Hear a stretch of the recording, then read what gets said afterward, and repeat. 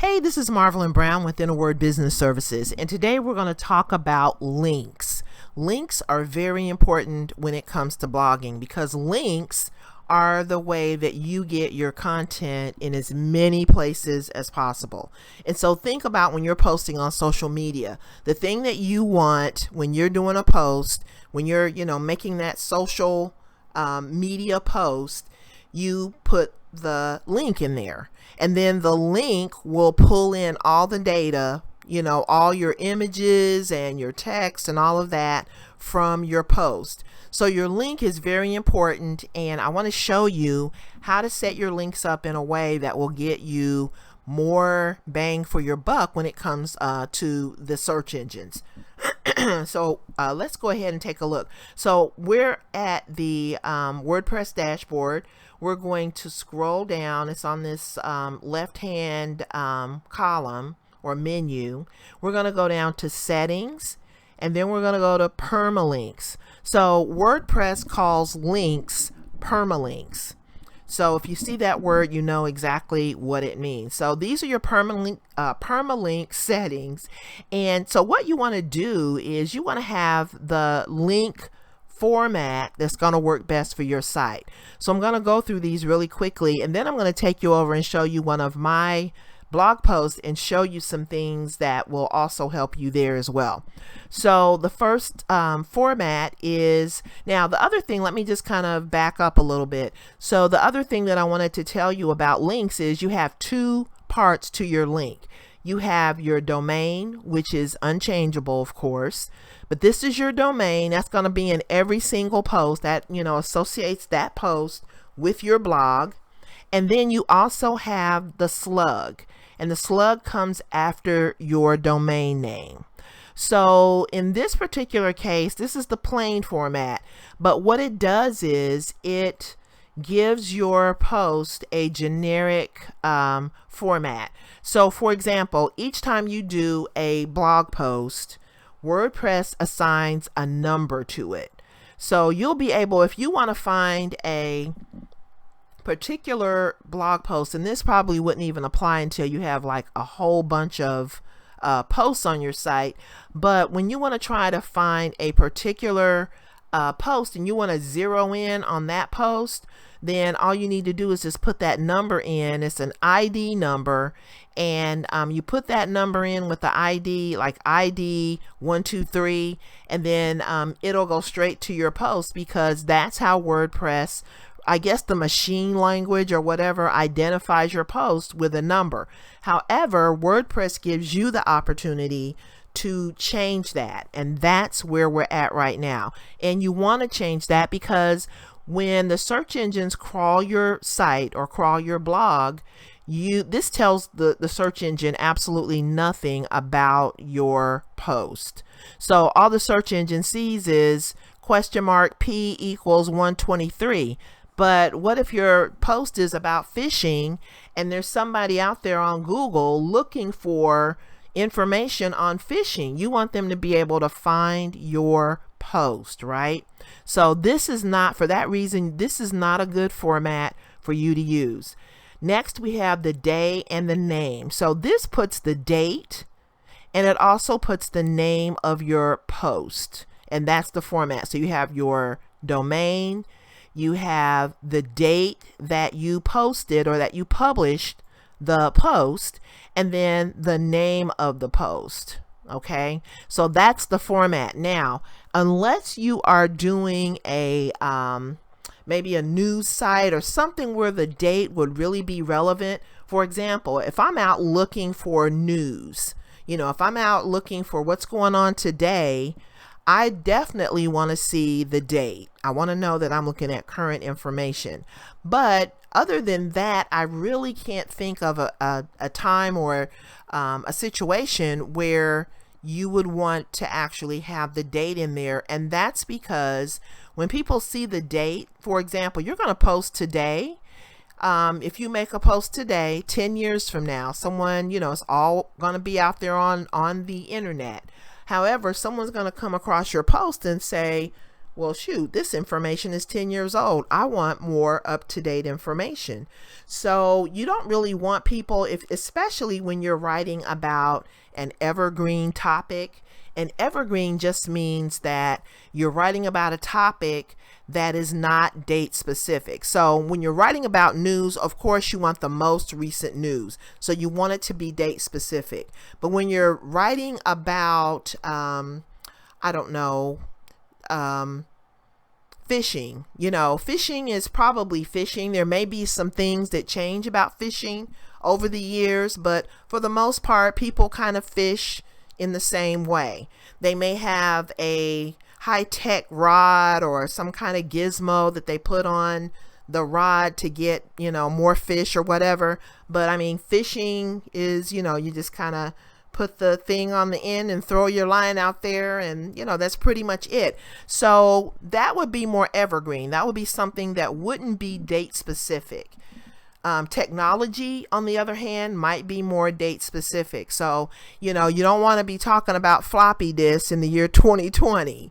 So, that's why I would kind of stay away from putting the date in there. But if it applies to what you're doing and what you want to accomplish with your blog, then by all means, you can use this format. But for me, I'm not interested in I took the date off my post. I used to show the date on each post, but I changed so that I don't have the date. And then, that way my content, unless I'm writing about something tech or whatever, I really want to stay away from that.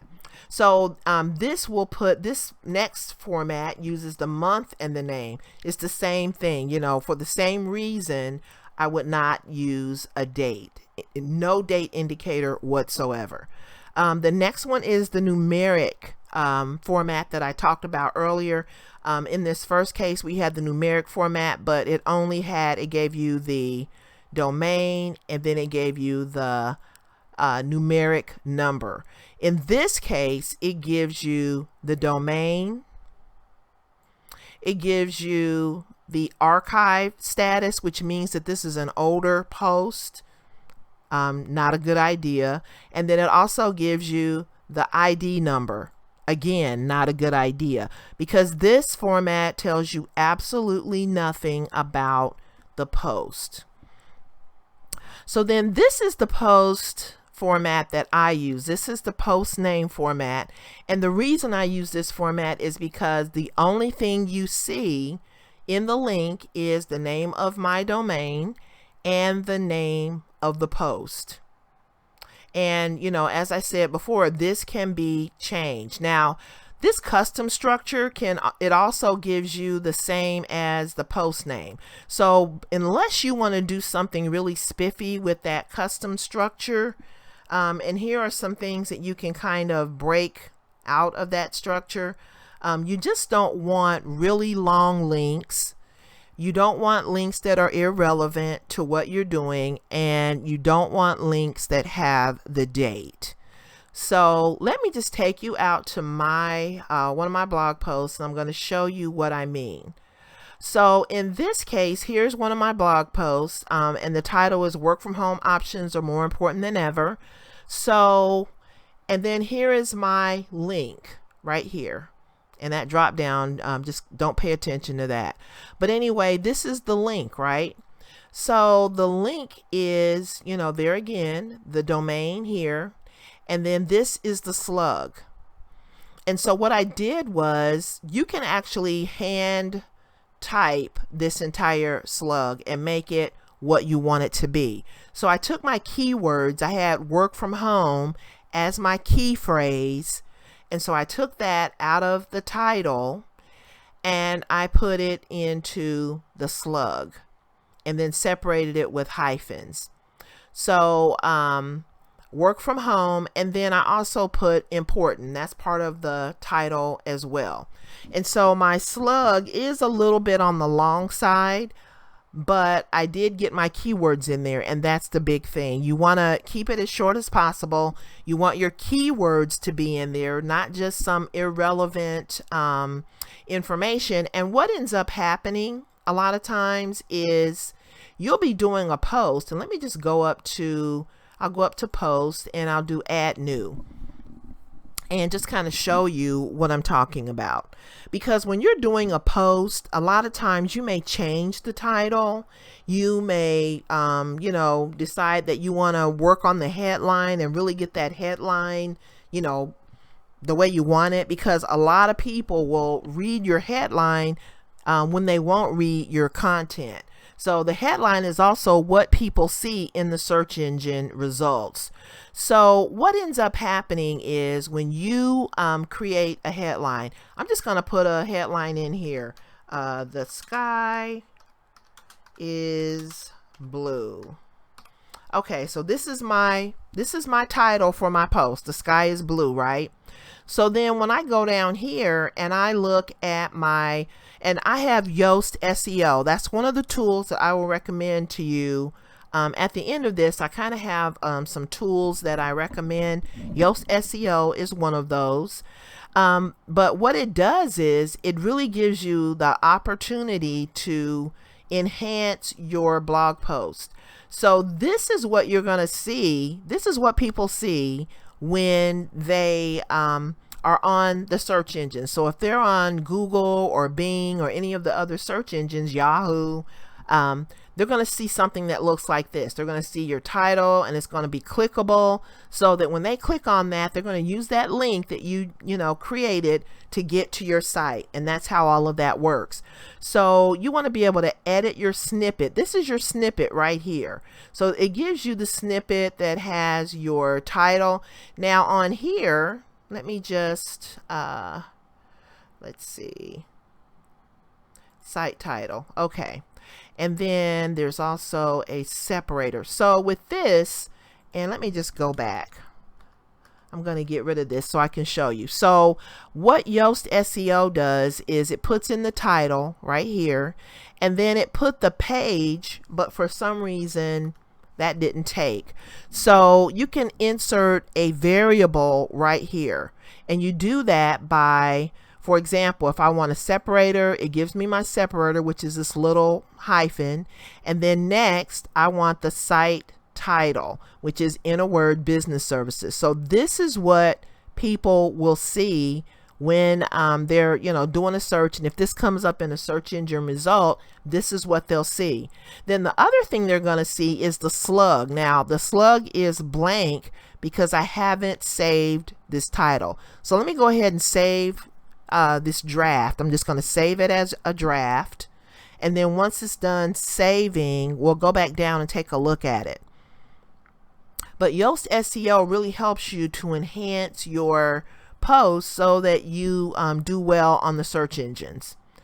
So then let's see, the slug, is it? Yeah. Okay. So what it did, now see, I didn't enter anything into the slug area, but what it did was it took my title, and then it automatically generated a slug. And so this slug, for example, if this was my keyword, maybe the sky is blue might be my keyword. So I'm writing about blue skies. I'll just say sky is blue is my focus key phrase. So that's my focus key phrase. And then, I don't need words like the, but because I'm writing about, the sky being blue, the sky is blue is going to be my slug. So that's my slug. And then I can put in a description. So when I type in my description, the sky is, I don't know, I'm just making up some stuff, is blue is my topic that, and I'm typing with one hand, so just bear with me here.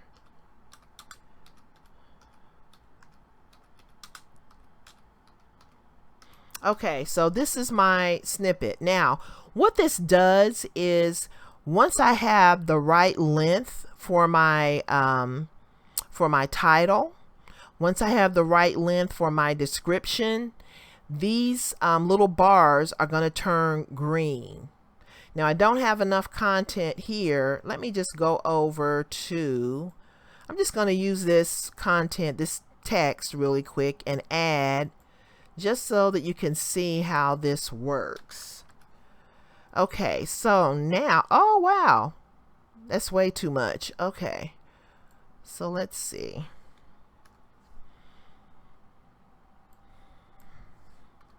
Okay, so see how that turned green? That means that I have just enough content in the description so that search engines will be able to see, you know, what my post is about. And it's also going to give anyone who is looking at this, you know, what the title is. It's going to give them my information. So that way I'm being identified here. And then for the title, it's saying that my title is not long enough. So let's see, the sky is blue. Now this is going to be a great way for you to see how this also changes. The sky is blue every day. So now you see that my title has changed. Okay, so I'm done with that. I'm going to save it again, and I want to show you what happens with your slug. So normally what happens with your slug is you put in an initial title that you thought you were going to use, and then you decide that you want to change your title, whether you add something to the end or whether you know, do something totally different with it. But this is what happens with your slug. The slug stays the same. The sky is blue. That's, you know, it didn't update the slug even though I updated the title. So then I could have changed my keywords. I could have changed the title altogether. And so what ended up happening was my slug stayed the same. So that means that when a search engine goes out and does a, you know, when the search engines index my site and they go out and they take a look, they're going to see this old slug. Now I want you to see really quick. Let me move over. Sorry. Okay, so this is my permalink right here. So see the last part of the URL, read about permalinks. Now, if you're on your WordPress dashboard, I would click on this and read about permalinks because they're so important. But this is my permalink, so it has not changed even though I changed the title of my page. The other thing that I want you to see is when I added every day to the end of my title, then this little bar turned green, which says, you know, that I have enough content in my title so that, you know, search engines will be fine with the length of my title. So this kind of, and then this is the SEO analysis. So when you do the drop down, it's going to tell you what you have wrong with your post. It's going to tell you what you have right. All the things in green are the things you have right. The thing that you have in red, the item in red, is the thing that you need to work on. So this is basically saying that my text length is not long enough, and that's because I don't have any text. I haven't written an article. I'm just doing this to kind of show you what, you know, how your slug is created, how your permalink rather is created, and how the slug can be modified to include keywords. You can actually handwrite it, or if you don't have Yoast, you'll be able to go into the WordPress editor and hand, you know, manually update it as well. But this is basically what it looks like, you know, when WordPress creates the link. This is what it looks like when you use the format that that we talked about under permalinks. So let me just go back really quickly and show you that format one more time. Okay, so the post name format is the one that I use, and that's the one that was demonstrated during this video. So I hope that this helps you to understand how to set up your permalinks. And if you have any questions, feel free to reach out and you know, add comments or whatever, and I will get back to you as soon as possible. Thanks a lot for watching, and have a great day. Bye-bye.